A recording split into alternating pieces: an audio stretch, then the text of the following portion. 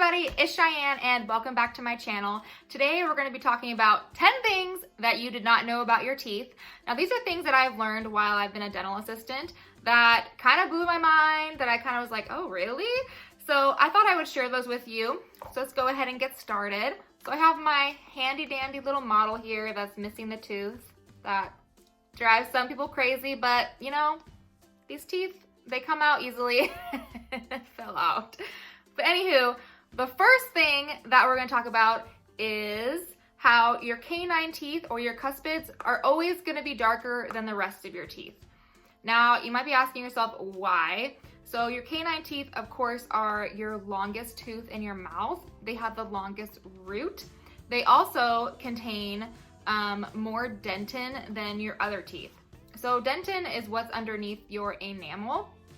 And the reason your canines contain more dentin is because they are meant for shredding or tearing apart meat. So they have actually more dentin in them and less enamel. And enamel is actually what makes your teeth white. So that is why these tend to be a little bit darker in color or grayer, because they contain more dentin, because they are gonna take a lot of the force when you are chewing or tearing food apart. So our wonderful bodies knew that and made these canine teeth contain more dentin, which caused them to be a little bit darker than your other teeth. So when you whiten your teeth, your canines are gonna be a little bit darker, or they're gonna need a little more whitening to get the same shade as the rest of your teeth. Now that being said, number 2 is that baby teeth are whiter than adult teeth.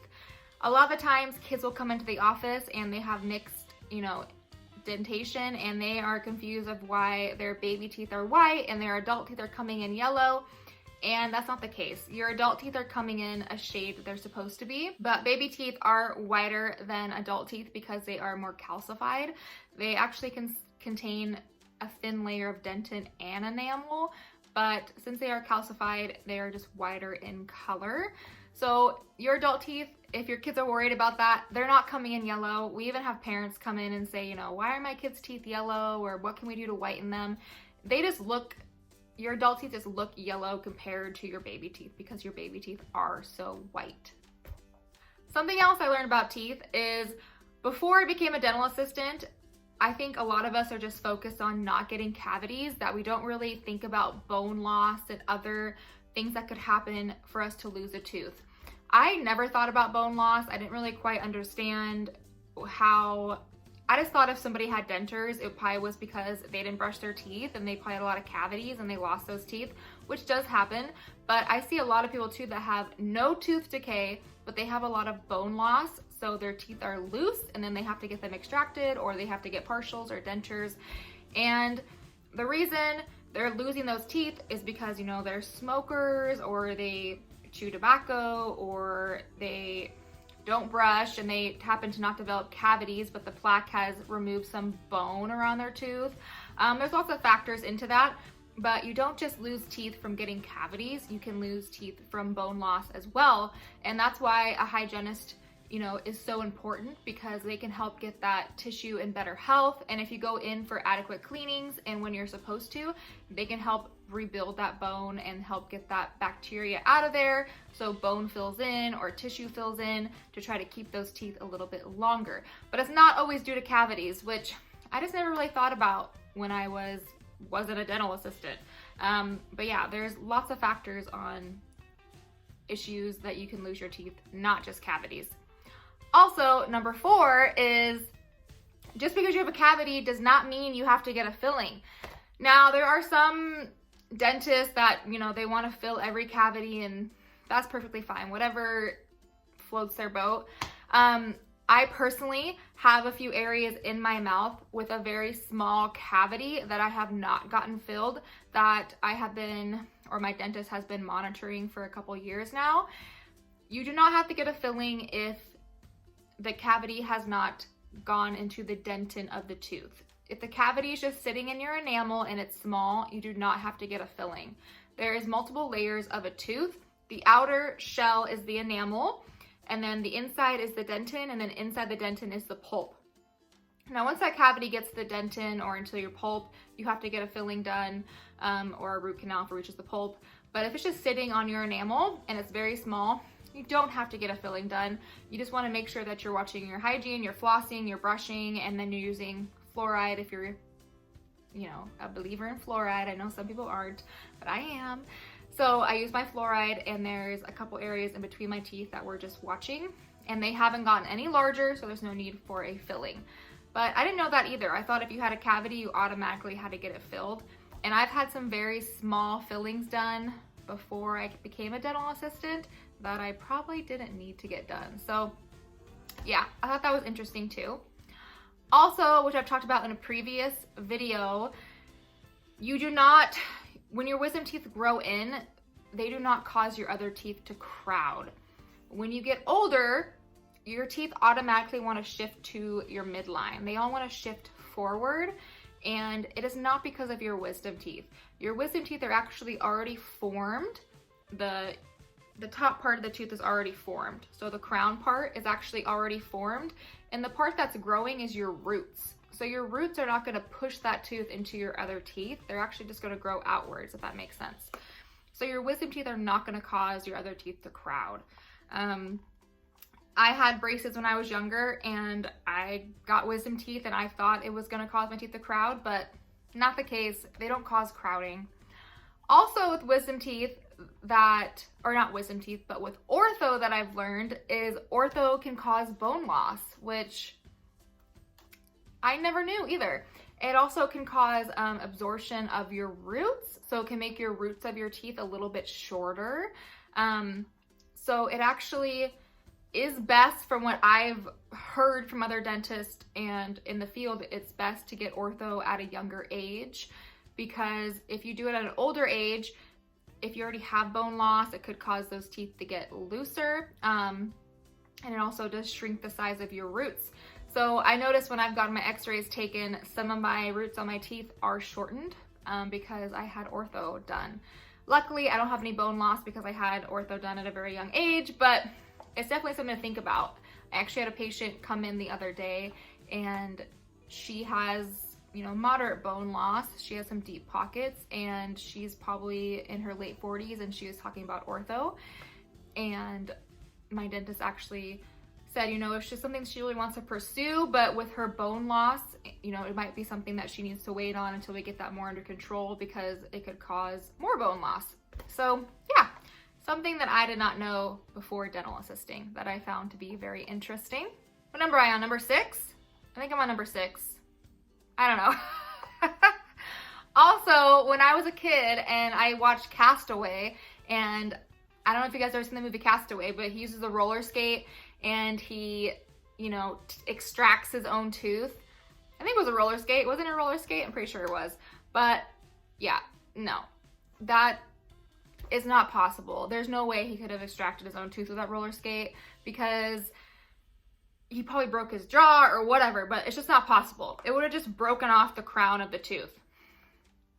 There you have this large root down here that if he was going to hit it with a roller skate, he probably just broke off the crown. He did not take out the whole root of this tooth. The root is embedded in bone. I mean, it's in a socket, but it has bone around it and tissue and ligaments. It's not going to just break off from a roller skate. Not going to happen. Also, that being said, if they wanted to be more realistic, when you leave an infected tooth, sorry, this tooth is falling out of my model. Another tooth is falling out. With that being said, when you have a tooth with an infection like he probably had in Castaway, yes, that infection can get into your bloodstream and make you extremely sick. But if you were to leave it there, eventually that infection, because it's acidic, would eat at the bone around the tooth.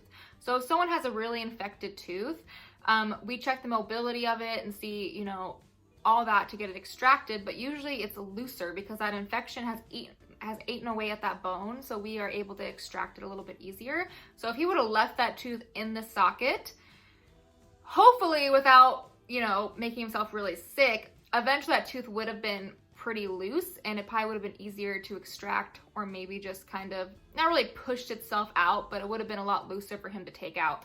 But that roller skate definitely would have just broken it off at the gum line, and it would have left the roots in there, which maybe would have grown over, but yeah. I don't know how many people I have seen to come in like on emergency day, and they have told me they've extracted their own tooth. Now it sounds crazy, but it happens all the time. And every time I take an x-ray and there is roots broken off, or they just don't realize that there is a whole bottom half of that tooth in there. So please go to your dentist for extractions. I get he was, you know, lost on an island, but just go to your dentist for extractions. Don't do them yourself. You're probably not gonna get the whole tooth, and you're just gonna cause damage to your jawbone or whatever it may be, but just please go to your dentist. Something else about your teeth, since we were talking about it earlier, is when you whiten your teeth, you're actually removing enamel from your tooth, okay? That's what's making it whiter. With that being said, I am not a big fan of whitening your teeth because, of course, if you remove enamel from your tooth, it's gonna make it whiter, but you're getting closer to like your dentin and other areas of your tooth, so it's gonna make it more sensitive. So I am not one for whitening teeth.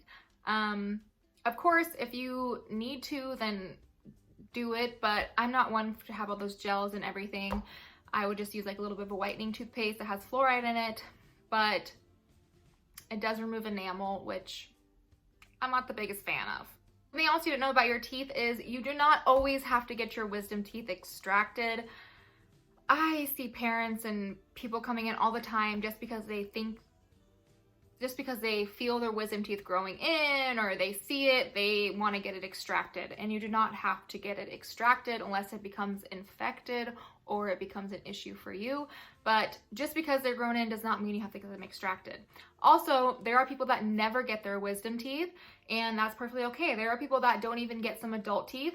There are 40, 50-year-olds I've seen with baby teeth. So everyone's mouth is different, but yes, just because your wisdom teeth are growing in does not mean you have to get them extracted. So all I talk about enamel, I think we're on what, number 9? I should have been counting.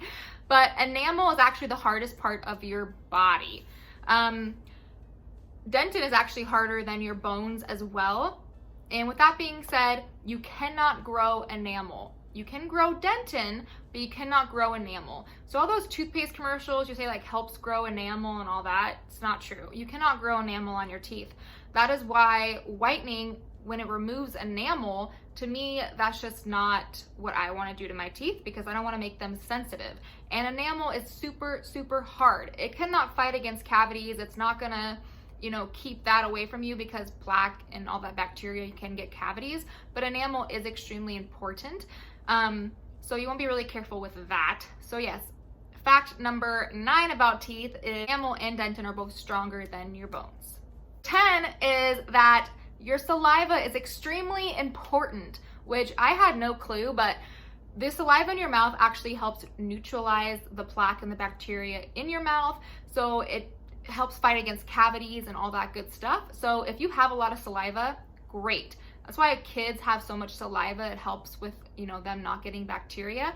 As adults, as we get older, certain medications can help, you know, with our saliva or make us have lack of saliva. So if you have dry mouth, you need to make sure that you're taking, you know, like a dry mouthwash, or you're talking to your doctor to get supplemental saliva because certain medication can dry out your mouth. And if you have a lack of saliva, you're gonna have more cavities.